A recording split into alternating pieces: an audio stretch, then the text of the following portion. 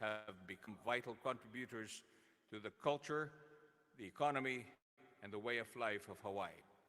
Kahit saan ka pumunta dito sa Hawaii, merong Pilipino at Filipino-American na inaasahan sa kanyang posisyon na kinikilala sa kanyang serbisyo. Pilipino ay magmamalaki natin lahat. Having the privilege to represent our country here as the ambassador has never been as honorable as I have. Ngayong araw, kasama natin ang ating Pangulo. I know how excited you are to hear and see him, but without a doubt, our President is more eager to actually see you today. Since he was elected President of the Philippines, our President has finally been able to return to Hawaii, his second home, for the first time in many years. Muli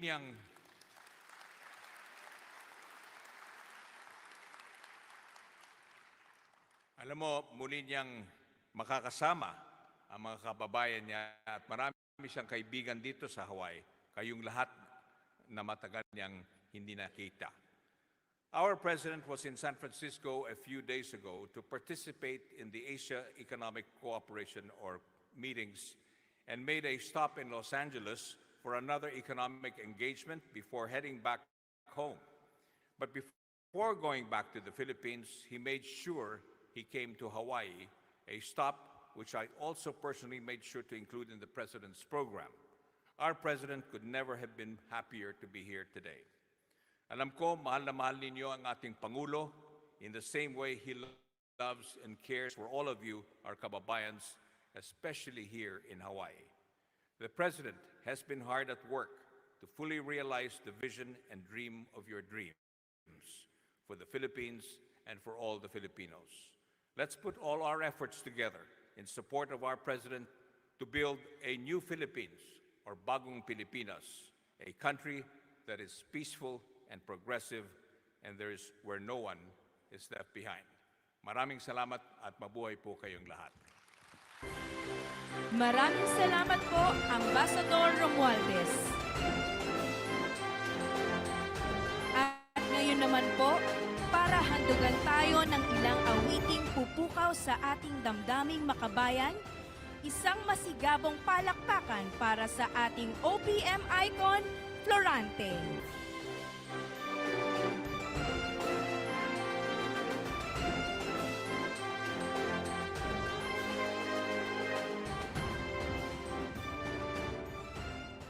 Magandang gabi po sa inyong lahat. Ako po ang inyong abang lingkod na si Florante. At ngayong gabi po ay aawit ako ng mga ilang awiting aking kinompose. Ano po?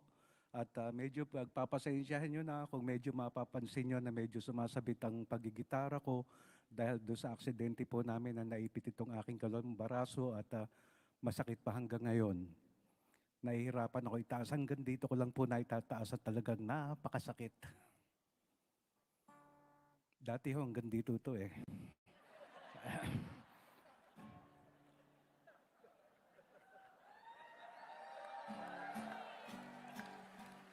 Ay, nako. Magandang gabi po. Ayan. Medyo mahina.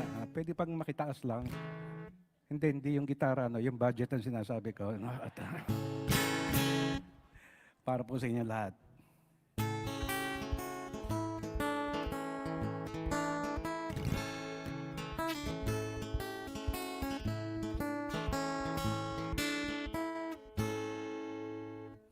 Kahit na ako'y singkit, ako ay hindi inchik, lalong hindi mukhang kano, pagkat ang ilong ko'y sobra naman kayo. Pero kahit ganyan yan, sisiguruhin ko po sa inyong 100% ako'y isang Pinoy sa puso't diwa. Pinoy na'y sinilang sa ating bansa. Ako'y hindi sanay sa wikang mga banyaga. Ako'y Pinoy na mayroong sariling wika. Sabayan naman ako. Wikang pambansa ang gamit kong salita.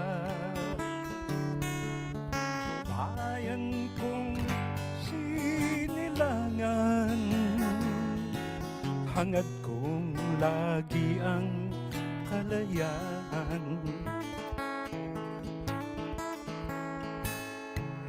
Sikat Jose Rizal nooy nagwika. Siya ay nagpangaral sa ating bansa. Ang hindi raw magmahal sa sariling wika ay higit pa ang amoy sa mabahong isda.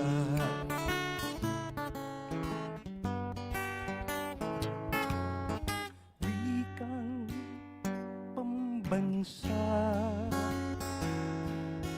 ang gamit kong salita. Bayan kong sinilangan, hangad kong lagi ang kalayaan.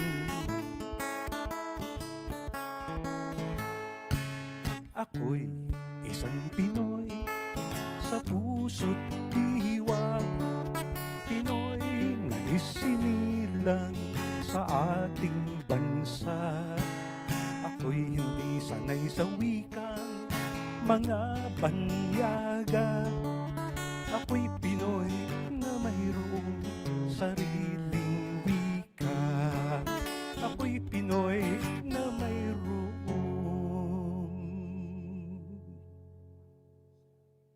tagal naman sariling wika.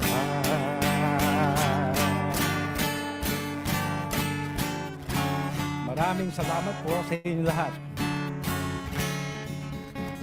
Ayos ba kayo? Ako medyo hindi ganun kaganda ang hindi ganun kaganda ang pakiramdam ko dahil sa LA po kanina, inaimbitahan ako ng kumpare ko na nanghalian ako sa kanila. Okay naman yung pagkain except yung isda, yung bang dalagang bukid. Oh, medyo na yung laman medyo maganit na. Matandang dalaga yata yung nakain ko na. Para po sa inyo lahat.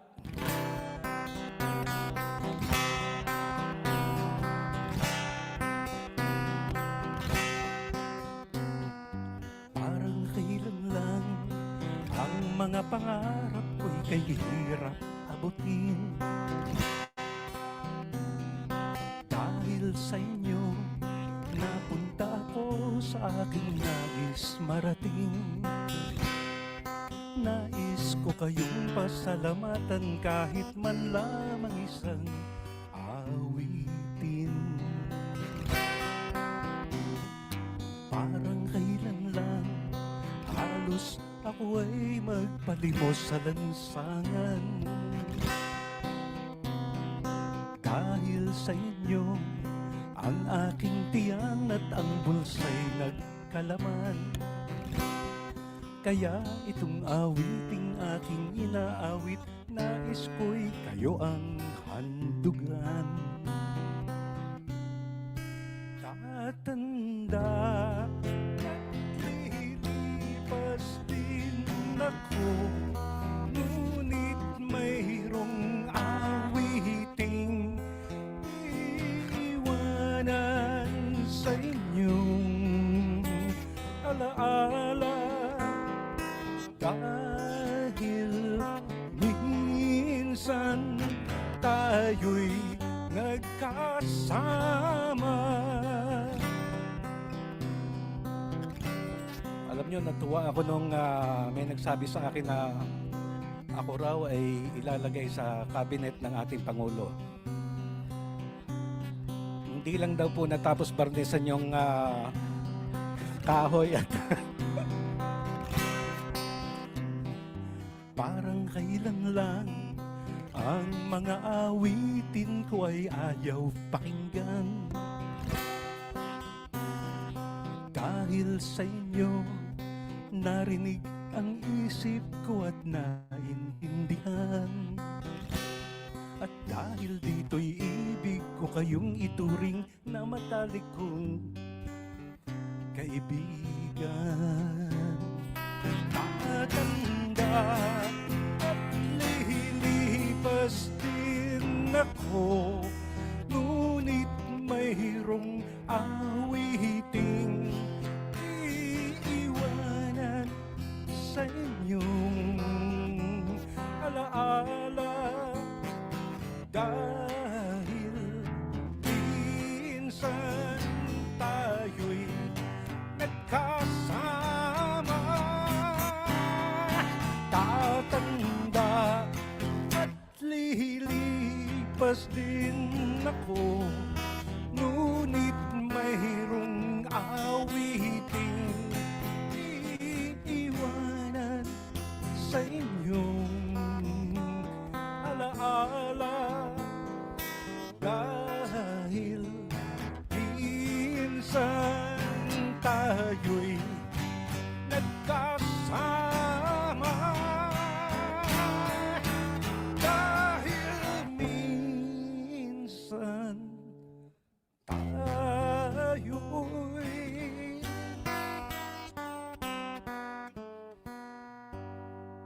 nandyan kayo. Narito ang ating mga kasamang mga madadangal na panauhin. And of course, ang atin pong Pangulong Ferdinand Bongbong Marcos at ang kanyang baybahay na si Lisa Araneta Marcos. Masasabi natin ngayong gabing ito sa Hawaii tayo ay nagkasama.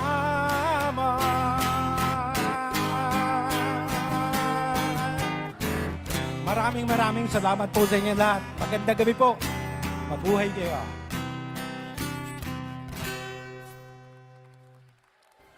Maraming salamat, OPM Icon Florante.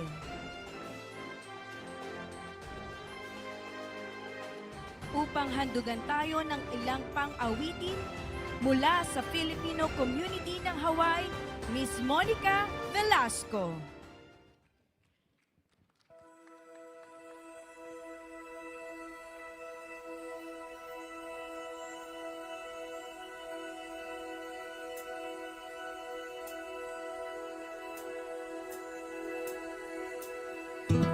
Been staring at the edge of the water long as I can remember, never really knowing why. I wish I could be the perfect daughter, but I come back to the water no matter how hard I try. Every turn I take, every trail I track, every path I make, every road leads back to the place I know, where I cannot go, where I long to be. See the line where the sky meets the sea, it calls me, and no one knows how far it goes. If the wind in my sail on the sea stays behind me, one day I'll know. If I go, there's just no telling how far I'll go. I know everybody on this island seems so happy on this island. Everything is by design. I know everybody on this island has a role on this island, so maybe I can roll with mine. I can lead with pride, I can make us strong. I'll be satisfied if I play along, but the voice inside sings a different song. What is wrong with me? See the light as it shines on the sea, it's blinding, but no one knows how deep it goes, and it seems like it's calling out to me, so come find me and let me know what's beyond that line. Will I cross that line? See the line where the sky meets the sea.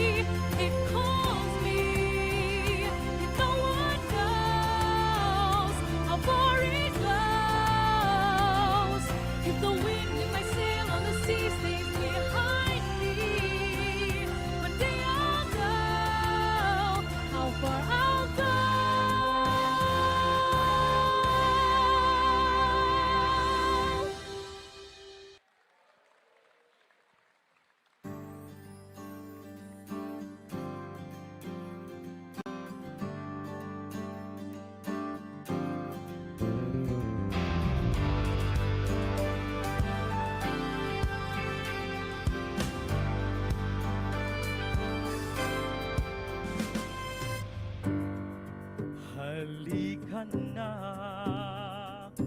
umikit limutin ng problema. Hihintayin ang umaga.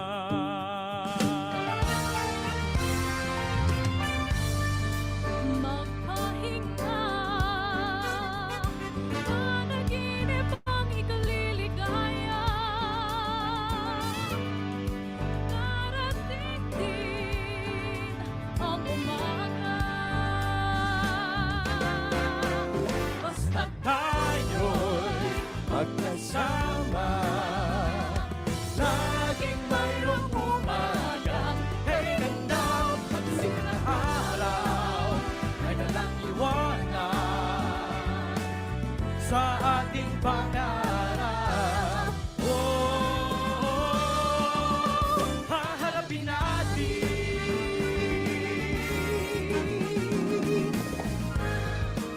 Umising na, araw ng pag-asa'y narito na. Dumating din, harapin natin. Basta tayo'y magkasama, laging mayroong umaga. Kailan na magsikat ng araw, may dalang liwanag sa ating pangarap. Oh, haharapin natin. Come on, mga kababayan, sabay Tayo tayo po tayong lahat at sa tayo'y magkasama. Laging mayroong umaga, kay ganda pagsikat ng araw, may dalang liwanag sa ating pangarap. Oh, haharapin natin. haharapin natin. Haharapin natin. Haharapin natin.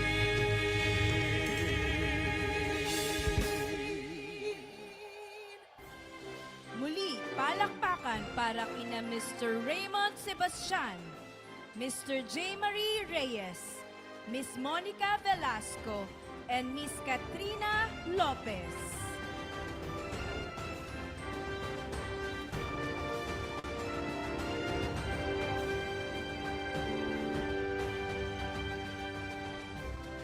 Upang ipakilala ang ating panauhing pandangal, ang kalihim ng kagawaran ng ugnayang panlabas, Secretary Enrique Manalo.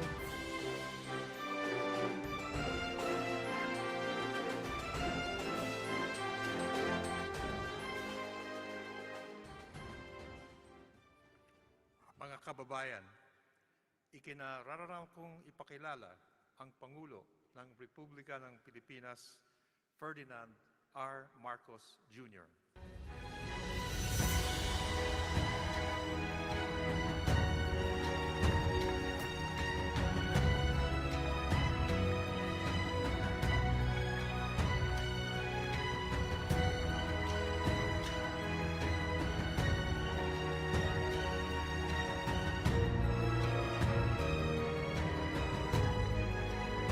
Maraming salamat sa ating kalihim ng Department of Foreign Affairs sa kanyang pagpakilala.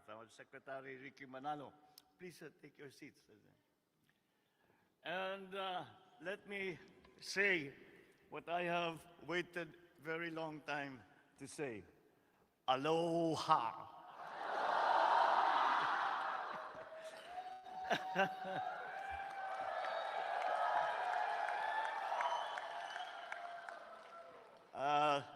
Alam niyo po, as I'm sure that they have told you, we have just come from San Francisco and Los Angeles. San Francisco, we attended the APEC conference.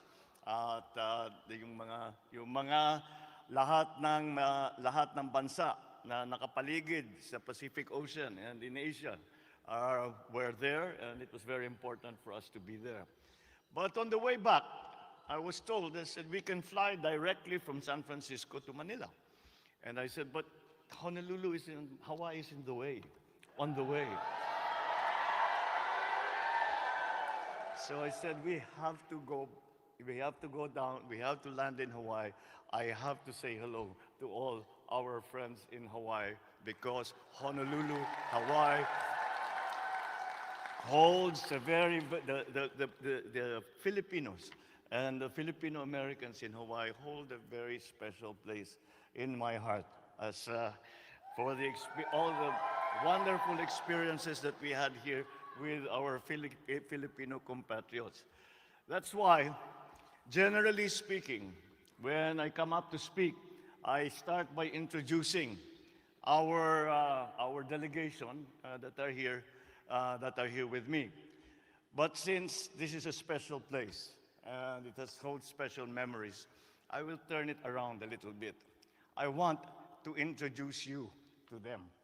These are the people that kept us alive for 6 years. We landed here in Honolulu with nothing, My family was flown from Malacanang Palace to Hicam Air Force Base. And when we finally moved to Makiki Heights, kayong lahat, nakikita ko kayo, nandun kayong lahat. I know they were always there. We had nothing with us. They kept everything to inspect everything. These are the people who kept body and soul together of the Marcos family. When I tell this story, people do not quite believe me. But I tell them, you do not realize how close we became and how kind and how generous the people, the Filipinos, Americans in Hawaii were.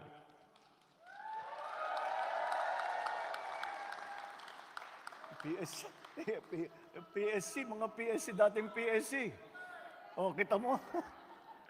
These are your predecessors. Ito yung mga dating presidential security. Hindi, ito mga naiwan na dito. Ito yung mga sumama sa amin. At they already found that pati po yung nag-entertain sa atin, si Florante. Matagal siya nandito. Lagi kami magkasama ni Florante nung nandito kami. And as I was saying, when I tell this story, people do not believe it. They do not quite believe it. But we landed here with nothing. Even ultimo yung damit namin, silang nagbigay. Silang nagpapakain sa amin. Pati yung mga appliance doon sa Makiki, silang nagdadala. At pagka kami nalulungkot, sila ang nagpapasaya sa amin. Kung hindi sa inyo, palagay ko, wala na yung pamilyang Marcos. Kaya hindi ko makakalimutan. On behalf of my entire family, wala na yung aking ama. But when my mother found out that I was coming to Honolulu, he said, you make sure that you go back to all of those people who went out of their way to keep us comfortable, to keep us alive, literally alive. And that is something that I will carry in my heart, that the Marcos family will carry in our heart. We tell our children about this and how wonderful you all were to us in the time that we were here. We could not have survived that very difficult period if not for you. And that's why when I was in San Francisco, I insisted we must pass by Hawaii, because even if I thank you every day for 1,000 years, it is not enough for all of the things that you did for us.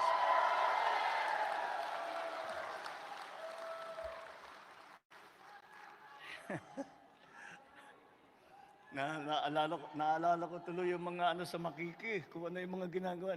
These are the leaders of the Filipino community. Yung iba wala na. Si Manong Joe wala na.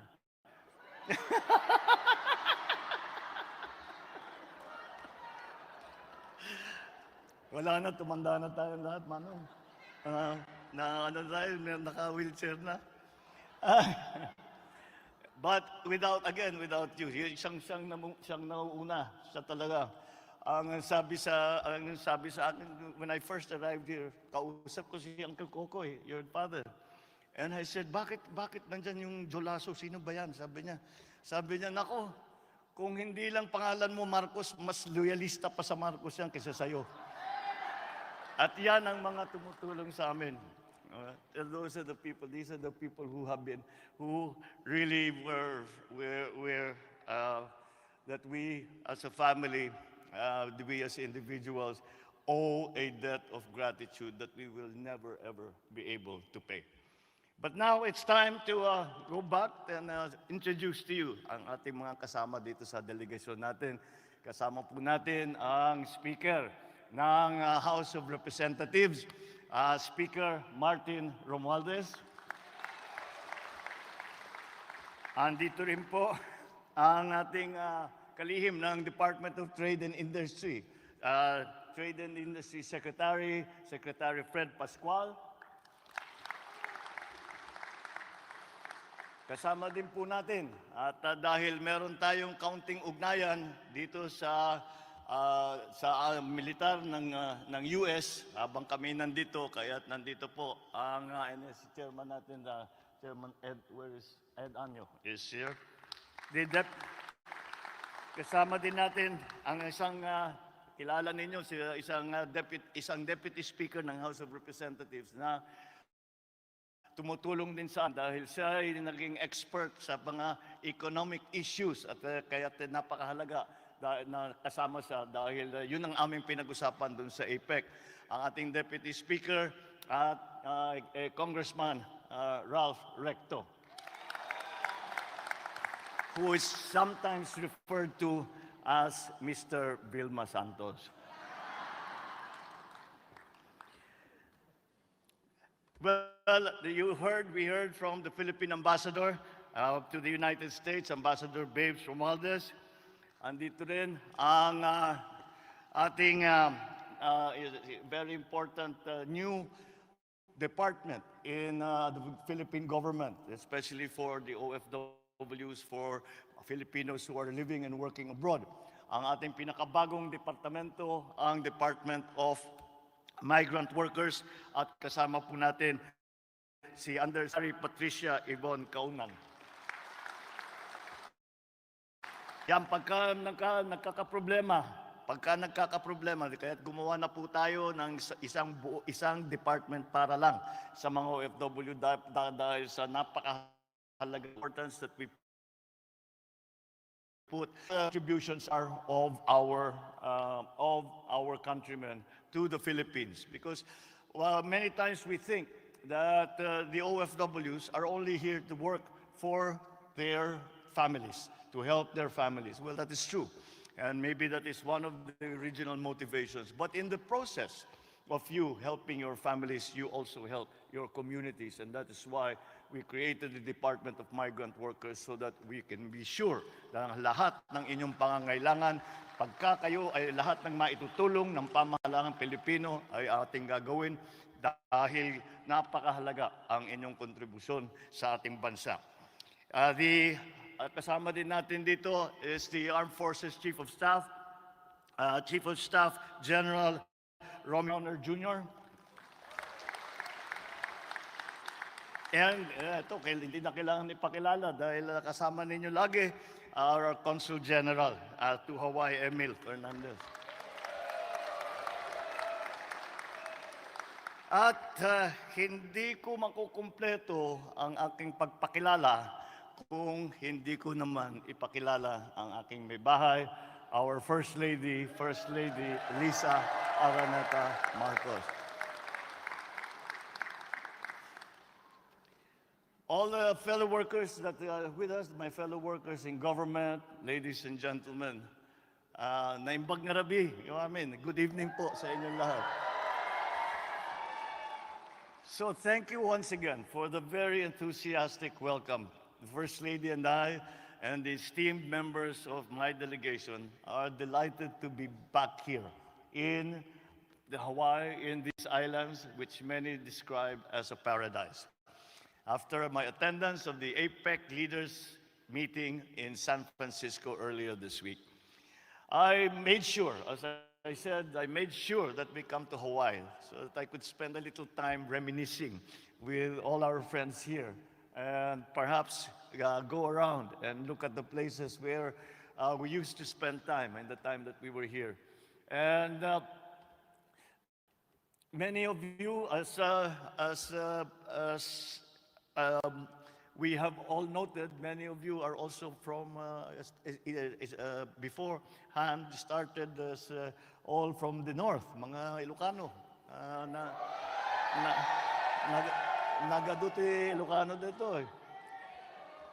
So, and that is why we have, we have made it a point to come. Also, we have, I wanted to come because we have been watching in the Philippines. Pinapanood namin ang mga pangyayari sa Maui. At kawawa naman ang ating mga Pilipino na naging casualty. And so before I proceed, let us share a moment.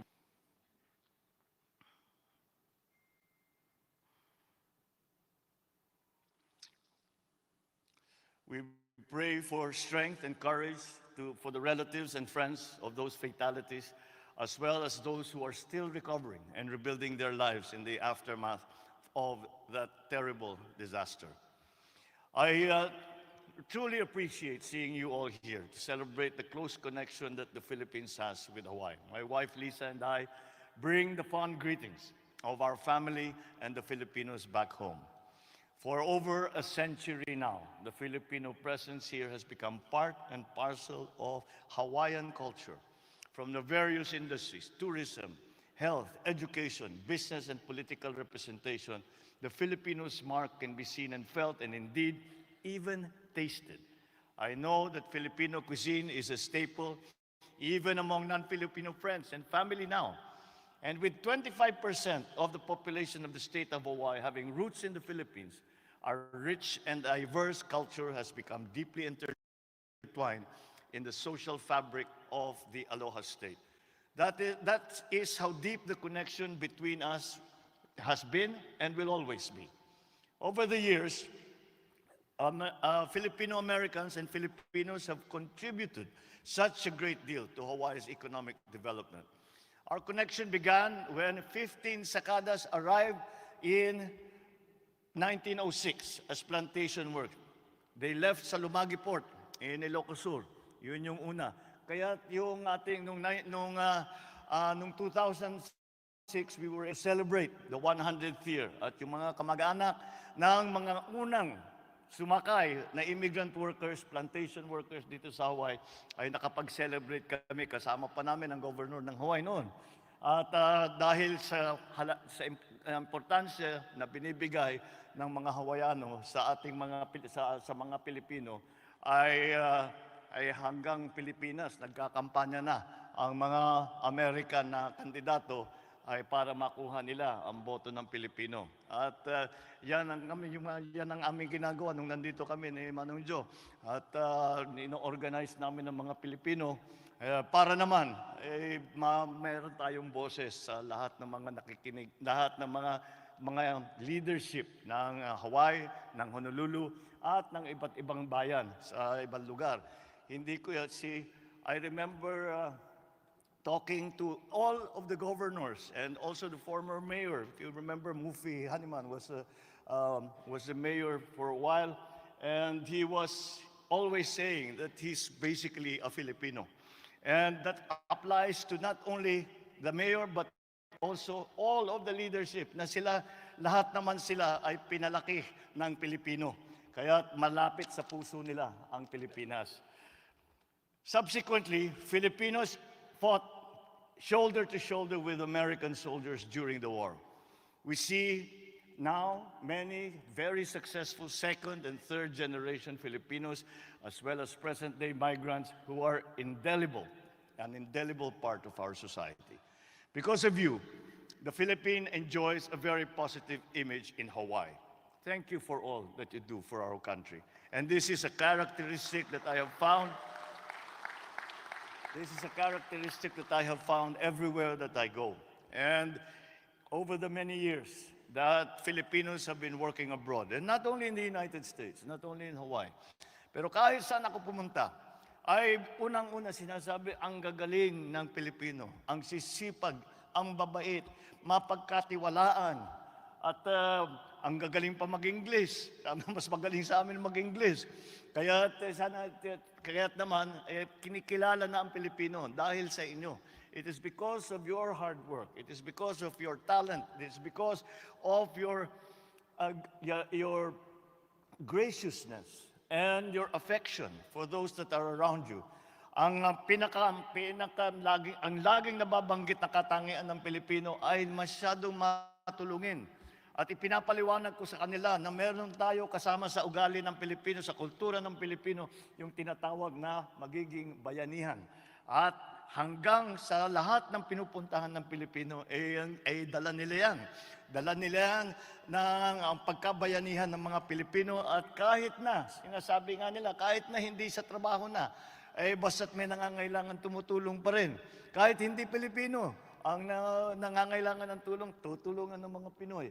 Kaya't naman mahal na kayo ng inyong mga kakilala dito, ang inyong mga katrabaho dito, at hindi lamang dito sa Hawaii, kundi sa buong mundo ay kinikilala na ang Pilipino na dahil sa maganda ninyong ipinapakita at kami naman sa Pilipinas ay pinapalakpakan namin kayo kahit malayo at pinapalakpakan namin kayo sa inyong napakagandang ibinibigay at dinudulot sa reputasyon ng Pilipinas.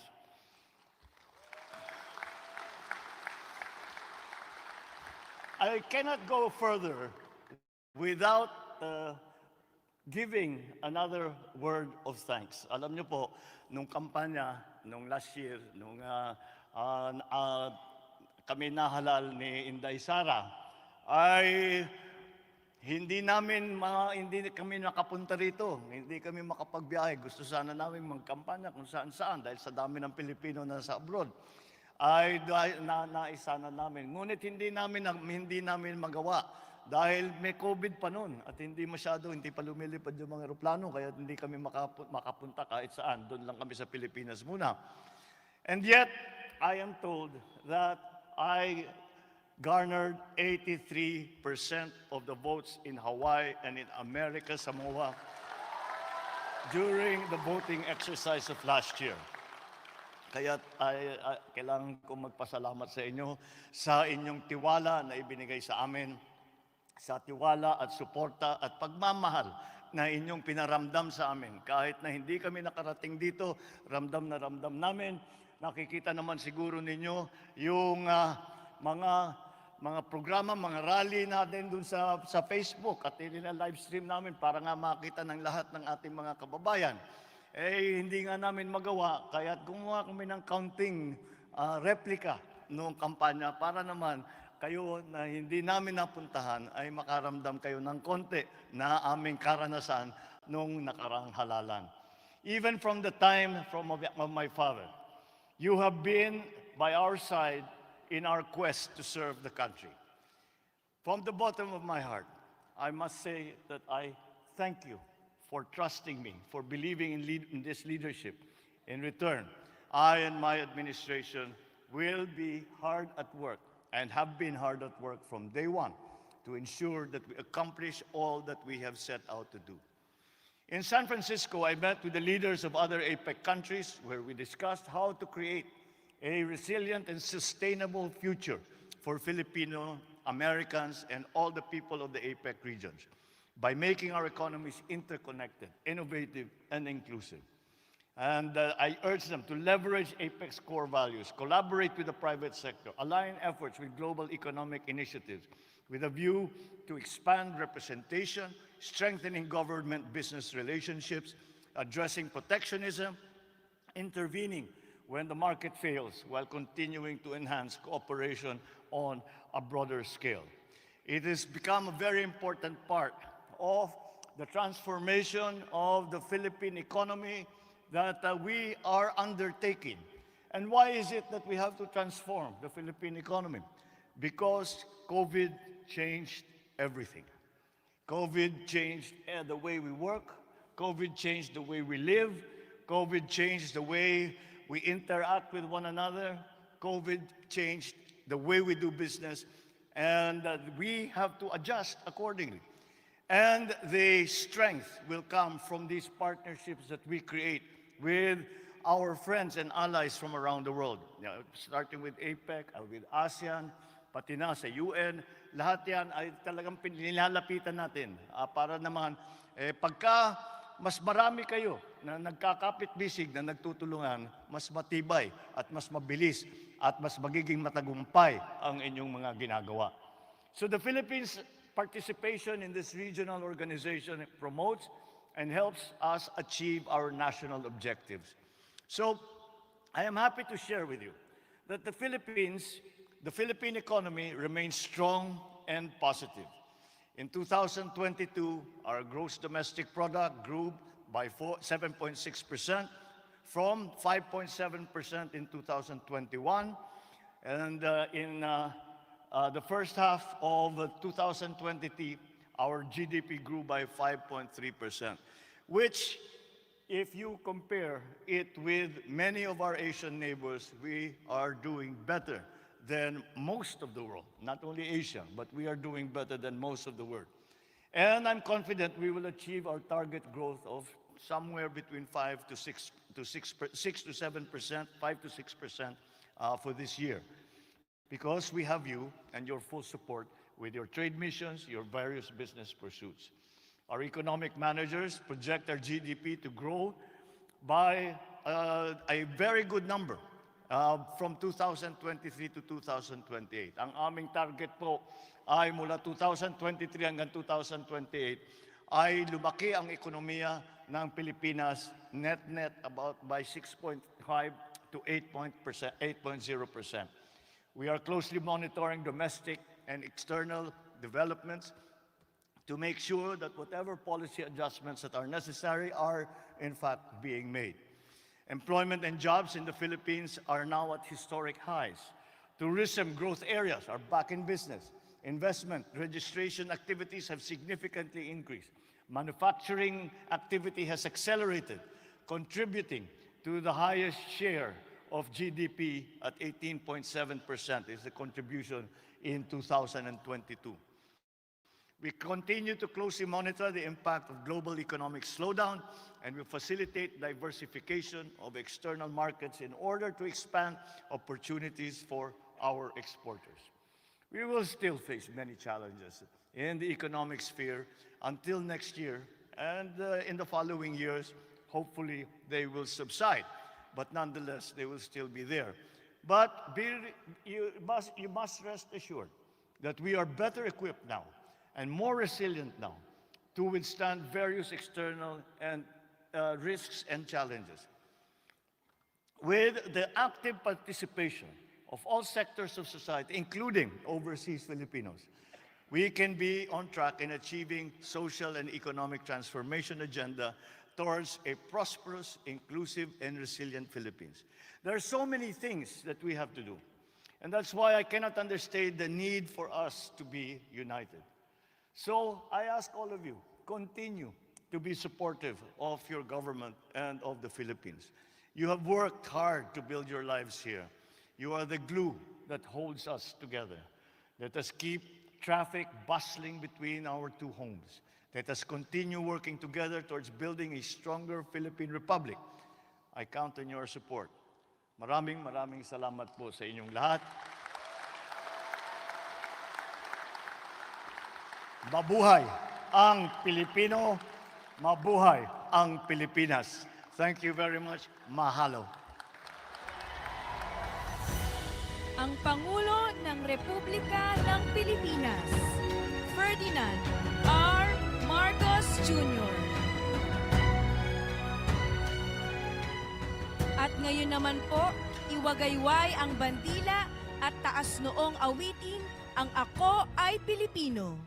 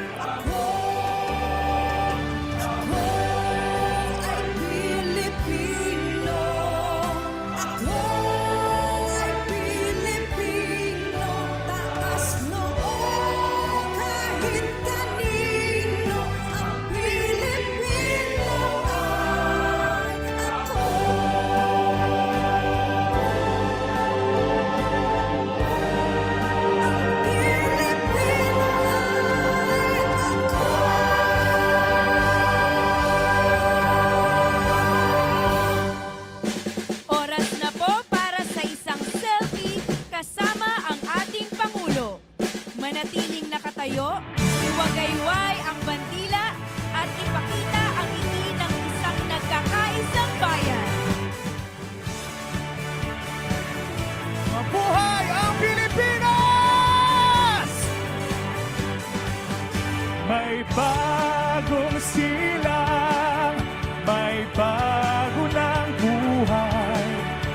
Bagong bansa, bagong galaw, sa bagong lipunan. Magbabago ang lahat, tungo sa pag-unlad. At ating itanghal, bagong lipunan. Once again, mga kababayan, ang ating mahal na Pangulo! At lumipas na ang magdamag, madaling araw ay nagdiriwang, may umagang namasdan, umiti na ang pag-asa, sa umagang anong ganda. Come on mga kababayan, everybody! Muli, May oras na ng para sa isang selfie kasama ang ating Pangulo. Manatiling nakatayo, iwagayway ang bandila at ipakita ang ngiti ng isang nagkakaisang bayan.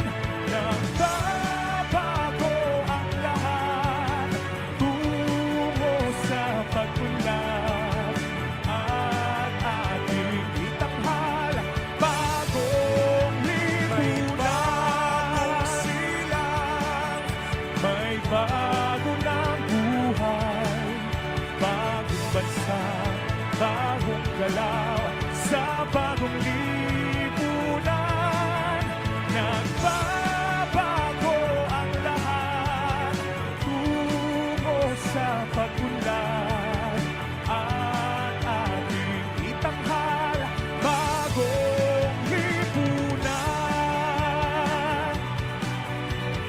Bagong lipunan. Come on everybody! PBBM! PBBM! Woohoo!